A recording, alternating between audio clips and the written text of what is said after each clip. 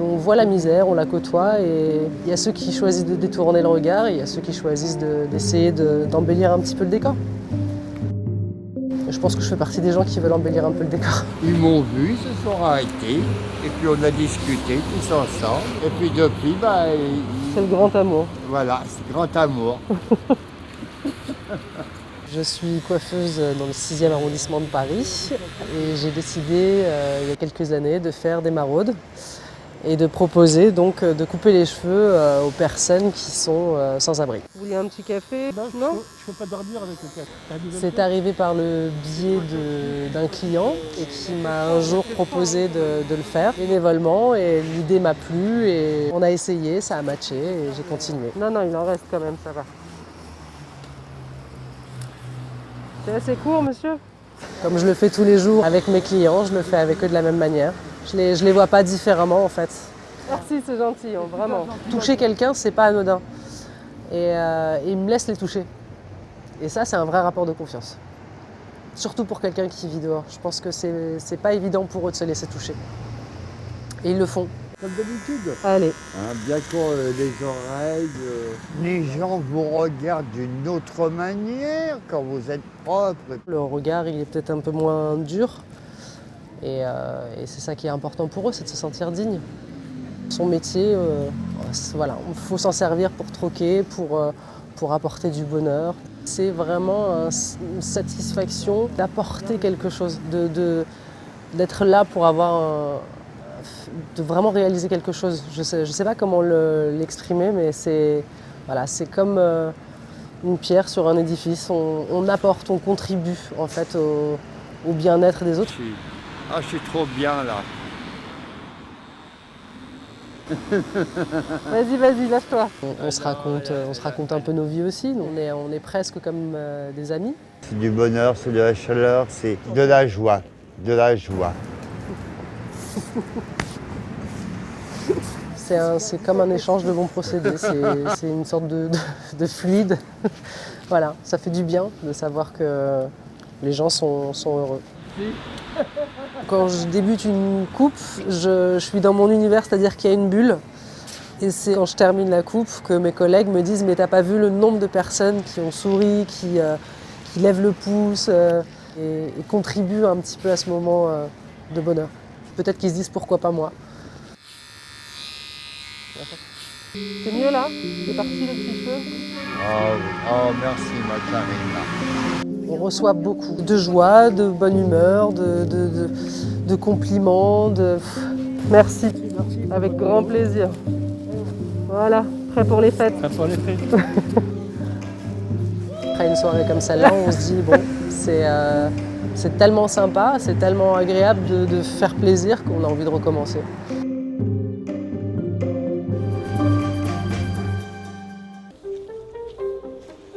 À partir du moment où il y a de la terre, on peut lui redonner sa fonction première qui est de nous nourrir. La verveine citronnelle, J'ai été pendant une quinzaine d'années dans un univers plutôt communication-cinéma. Et puis j'ai eu envie d'apporter plus de sens à mon activité. C'est vraiment cette double ADN que ma grand-mère m'a transmis, c'est-à-dire le vivre ensemble, la culture et la cuisine, qui m'ont amené à me dire, au coin d'une feuille, dire qu'est-ce que je voudrais pour mes enfants. Et du coup, voilà, à imaginer un monde avec plein de jardins comestibles dans la ville. Et je suis devenue cultivatrice de liens. Aujourd'hui, ce que j'essaye de faire, c'est que j'essaye de créer des liens, de cultiver les liens entre l'homme et la nature. Et c'est ce que j'essaye de faire partout où j'interviens, que ce soit en entreprise, en école, au restaurant.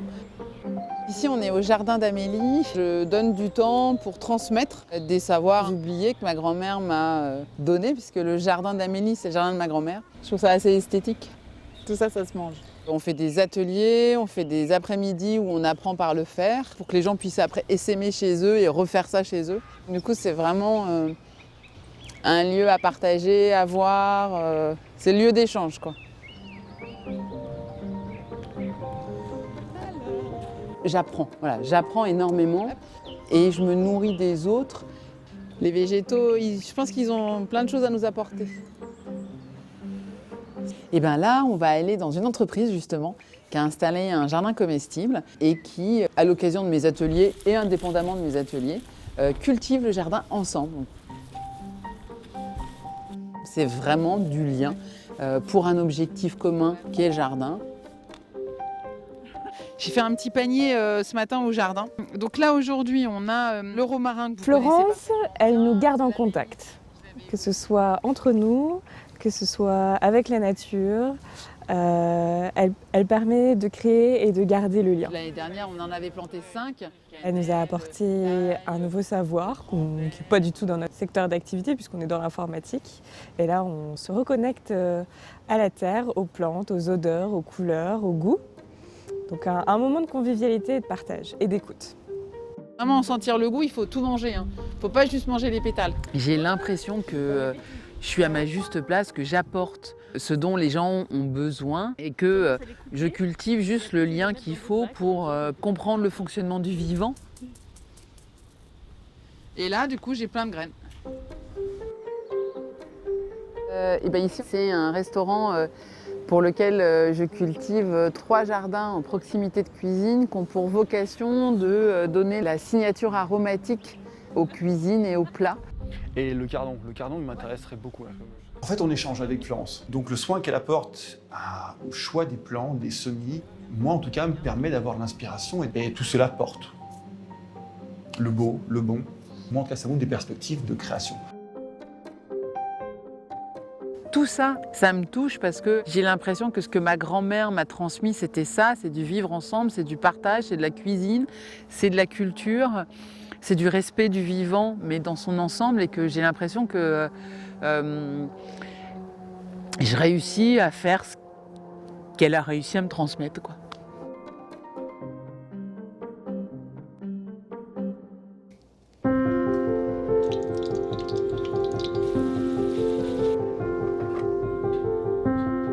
Si chacun donne 1 heure de son temps chaque semaine pour une action à destination sociale, je crois qu'à la fin déjà, on aura créé quelque chose qui est beau.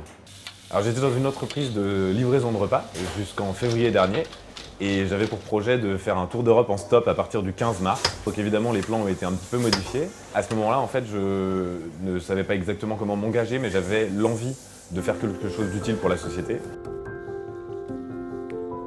Au début du premier confinement, en fait, il y a beaucoup de gens qui se sont retrouvés dans une situation de précarité hyper importante. Donc d'un côté, il y avait de plus en plus de personnes qui avaient besoin de se nourrir, tout simplement. Et de l'autre, les associations qui n'avaient plus assez de repas. C'est en fait l'élément déclencheur qui a fait que, au contact des associations, j'ai commencé à solliciter des restaurateurs en disant il faut y aller, quoi, il faut qu'on cuisine. Et donc c'est ça la création des ravitailleurs.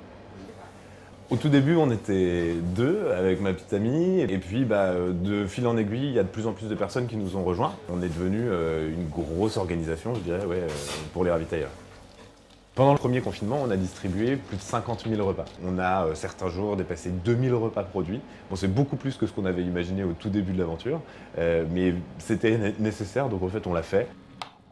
À la fin du confinement, en fait, avec l'équipe des ravitailleurs, on a trouvé notre nouveau fonctionnement, qui est qu'on met en relation directement les associations avec des restaurateurs. Nous, on vient vraiment en support. Je fais 30 repas aujourd'hui pour les ravitailleurs, avec donc un biryani, avec des légumes de saison, et un petit gâteau aux poires et à la muscade. Ça me semble essentiel aujourd'hui de donner un petit peu, en fait. On peut tous le faire. On est très fiers, très très fiers. Aujourd'hui, ce qui fait un peu aussi la spécificité des ravitailleurs, c'est qu'on travaille avec des vrais restaurateurs qui cuisinent avec le cœur. Et donc, on se voit en complément de l'action d'urgence alimentaire qui est habituellement proposée. Les ravitailleurs, leur plat, c'est la cerise sur le gâteau, c'est la petite fleur, c'est le petit dessert. Un cuisinier, il communique avec son âme qu'il met dans sa cuisine. Et c'est pour ça qu'on est content de récupérer ce qu'il a mis le cuistot dans ces petites barquettes-là.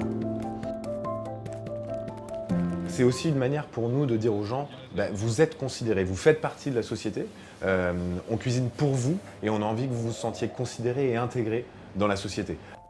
L'idée de savoir, en te couchant le soir, qu'il y a des dizaines, des centaines de personnes qui ont été nourries, qui se sont sentis considérés parce que c'est des restaurateurs qui ont mis la main à la pâte pour eux, Ça me dit, ok, en fait, ça a du sens, c'est important ce qu'on fait. Et ouais, c'est une vraie joie. C'est une vraie joie. Ça donne le sourire, en fait, tout simplement.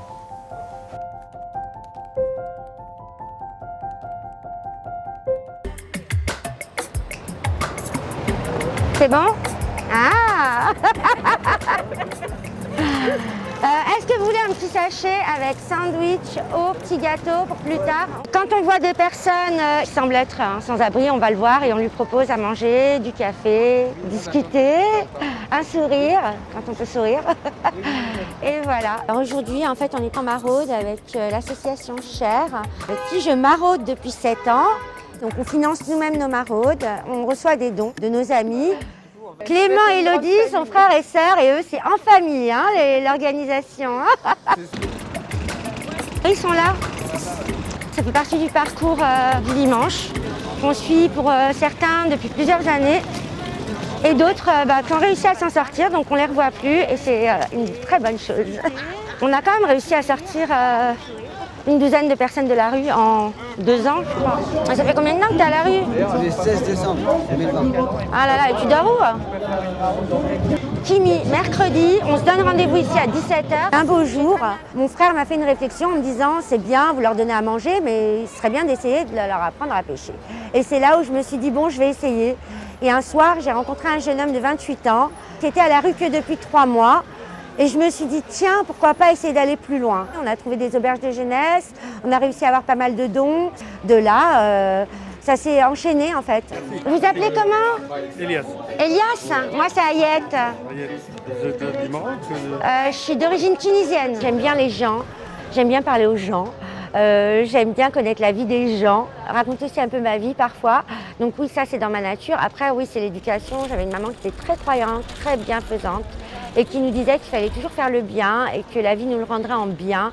Ayette, ça va? Tu veux un truc à manger? Du café? J'arrive. Ayette est là. Oui, je suis là, dis-lui. T'as pas retrouvé du boulot après 6 mois? T'as essayé? Tant t'es beau, tu te présentes bien. Non mais c'est vrai. On est là, on les rencontre, puis ils vous racontent leur histoire, leur parcours. Quand on voit qu'ils ont le sourire, qu'ils ont la pêche, qu'ils sont de bonne humeur, on se dit mais ils dorment dans le froid. Même entre eux, il y a une solidarité qui est énorme. Parfois, quand on leur donne des repas, ils nous disent mettez-nous-en de côté pour ceux qui arrivent. Bon appétit. Oui, ce serait idéal. Hein. Un deuxième thé ou pas? Et t'as quel âge, François? 35 ans. Ayette. Mais en fait, on passe tous les 15 jours. Je ne sais pas si vous avez trouvé la dernière fois où vous avez déposé des paniers repas. Donc le fait d'aller vers eux, de leur parler, ça leur donne du courage, ça leur donne de l'espoir. Ça peut paraître pas grand-chose pour nous, mais moi je sais qu'il y a un petit jeune, il s'en est sorti grâce à nos encouragements. Voilà, on l'a motivé, on l'a encouragé et au final, toutes ces bonnes ondes positives, ça lui a permis d'y arriver par lui-même. Je me sens solidaire, citoyenne solidaire. Et quand je vois ce que ça leur apporte à tous ces gens qui sont moins favorisés que nous, ça me fait du bien. Et comment tu t'appelles? Ali. Ali, Ayette. Parce que toi, tu es mineur, par exemple. Je suis allé faire évaluation, ils m'ont refusé. Pourquoi? Il n'y a pas mes papiers. Ah, t'as pas tes papiers, voilà. C'est pas évident d'aller vers des gens qu'on ne connaît pas, qui vivent dans la rue, etc. Et en fait, il faut oser rencontrer ces personnes, parler avec elles, discuter. J'aimerais bien qu'il y ait davantage de gens qui se mobilisent et qui se lancent. Tout seul, on peut peut-être aller loin, mais on ne peut pas avancer vraiment vite. Il reste plus grand-chose. Hein. Qui veut un café? Est-ce que tout le monde a eu un repas? Moi, ça m'apporte énormément. Je me sens bien, j'ai tout le temps la pêche, je suis toujours de bonne humeur, je me sens bien dans ma peau, bien dans ma tête. Ça m'a beaucoup apporté, vraiment. Se sentir utile, donner du bonheur aux autres, et c'est un vrai cadeau de la vie. Donc, si vous voulez vivre ça, faut vous lancer, hein, voilà.